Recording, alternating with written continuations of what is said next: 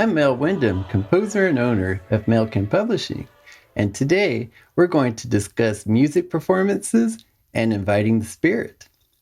This story begins in June 2025 when I attended a BYU organ traveling workshop session in Raleigh, North Carolina, and it was a blast. You can read details in my personal music blog. I'll provide a link in the description. Now, the first session of this organ workshop was called Inspiring Hymn Playing and Creative Registration, and it covered several tips, tricks, and techniques for making our organ accompaniments more interesting. And someone asked, but what makes the difference between fancy playing and worshiping? So the instructor gave an appropriate response, which took a couple of minutes. But to me, the answer is very, very simple. And I'll get to that. But first, we need to unlearn a couple of incorrect concepts. In a nutshell, the concern is if we play too fancy, does it chase away the spirit? This may seem like a strange question to some of you, but I've heard it at least 100 times over the last 2 decades with slight variations. So it seems like it's a question worth exploring. And in my opinion, the question itself arises from misinterpretations of newer musical instruction the Church of Jesus Christ of Latter-day Saints delivered to us back in 2002. Let me read some of this instruction from this older handbook. Okay. Music in church meetings should not draw attention to itself or be for demonstration. This music is for worship, not performance. Okay.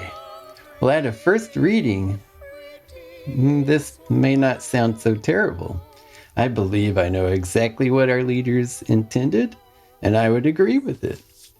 However, in hindsight, these word choices have lent themselves easily to some incorrect interpretations.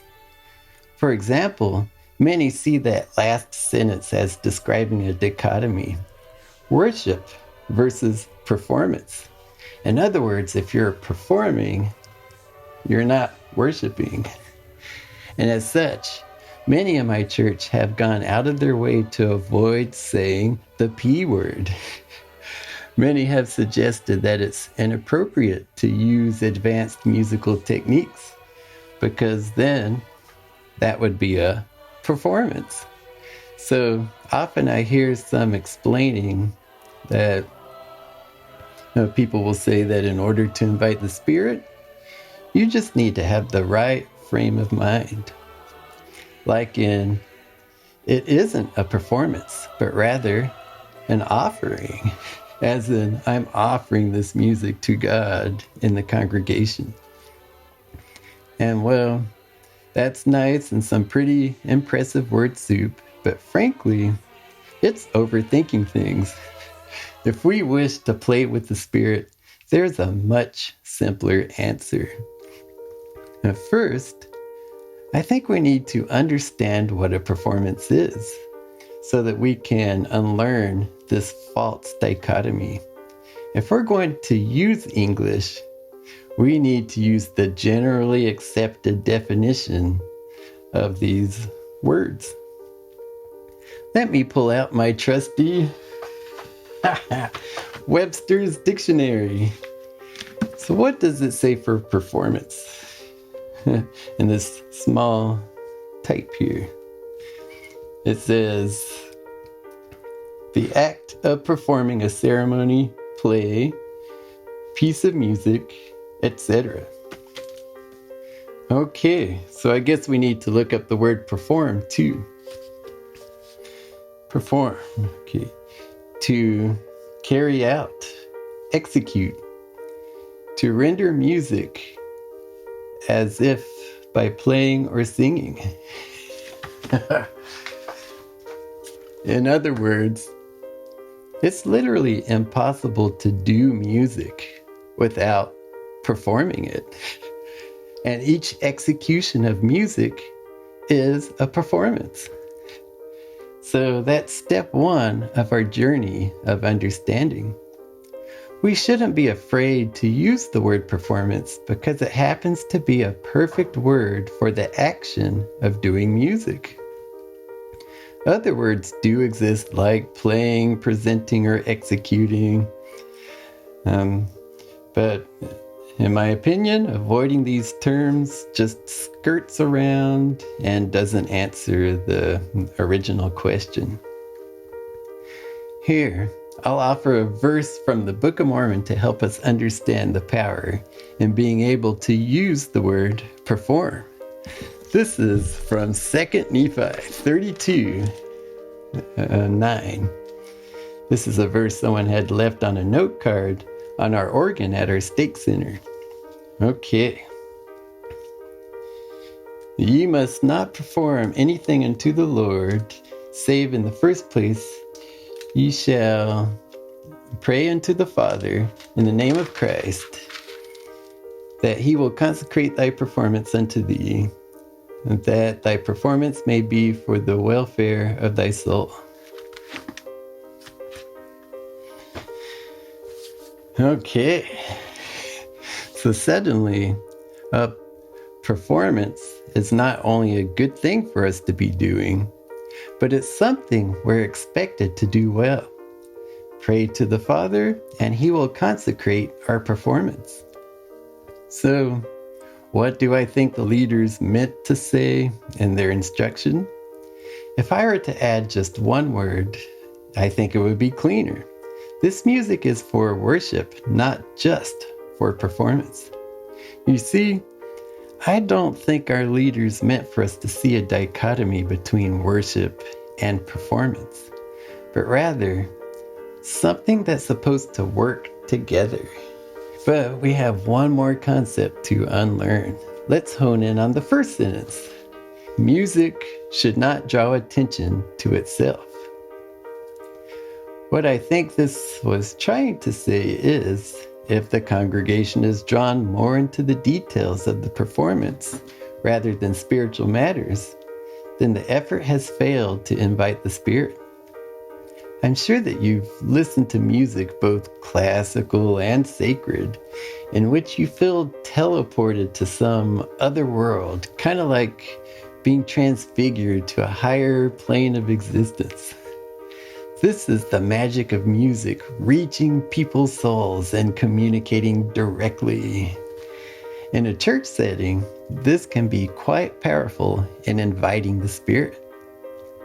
And I'm sure you've experienced the opposite, where someone plays a lot of wrong notes, or the performance may seem impressive but mechanical. Then there's no transfiguration or direct lines of communication. Or in church terms, the Spirit is simply not there. But let me ask you this. Think about one of those good musical experiences where you felt the Spirit. Was it the music that drew you in? Oh, wait. Didn't the instructions say that music should not draw attention to itself? So, how could you have been drawn into that spiritual experience? Well, in my church, this line has been used over the past 2 decades to argue that we should not be using advanced musical techniques. Well, except for the Tabernacle Choir, it's okay for them, but not in our local sacrament meetings. And again, I say that this is another misinterpretation. It's impossible for music not to draw attention to itself, because that's kind of its job. When music is being performed in church to invite the Spirit, it demands attention so that we're not talking amongst ourselves or thinking about what we want to eat for lunch. Well, let's look at the instruction today as it appears in the new handbook. This was revised as of a couple of years ago. All music in church meetings should be presented in the spirit of worship of Heavenly Father and Jesus Christ, not as a performance to showcase musical talent. Well, look at that. Suddenly it does seem to be a bit clearer now. The bit about not drawing attention to itself is gone. We still have a hint of that worship-performance dichotomy going on, but at least they clarified the types of performances that should be avoided.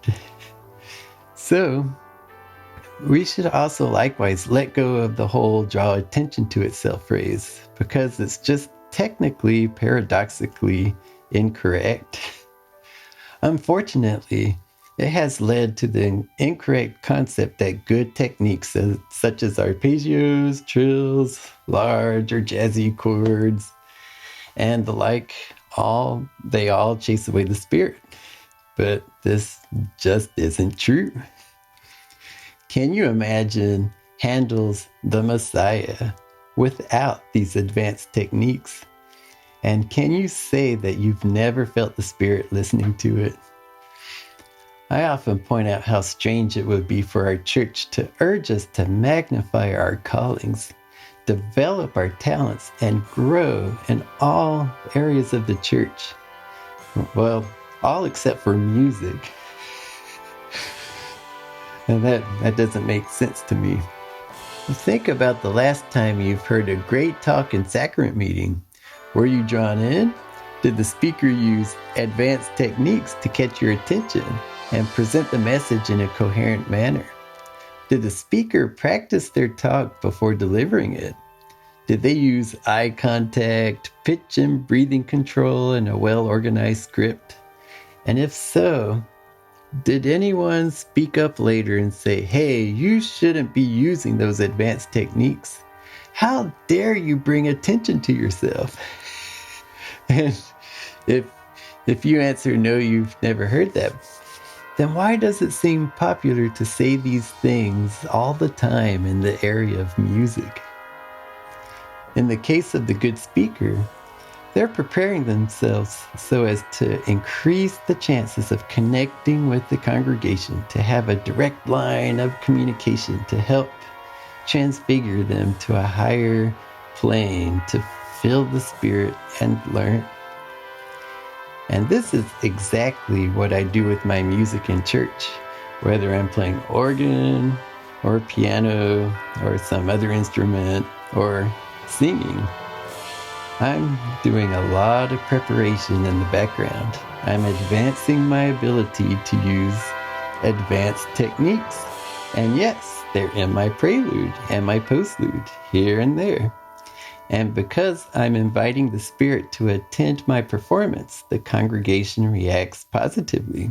They feel the Spirit.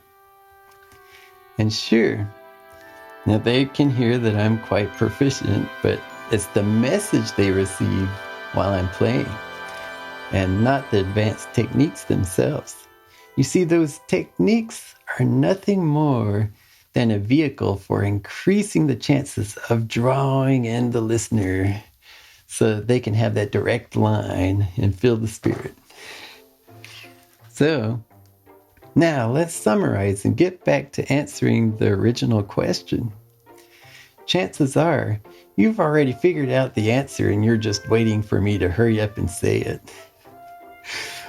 Well, first we've unlearned two incorrect concepts. Number one, there's no dichotomy between worship and performance. It's okay to use the word performance, and performing is a fundamental part of worshiping.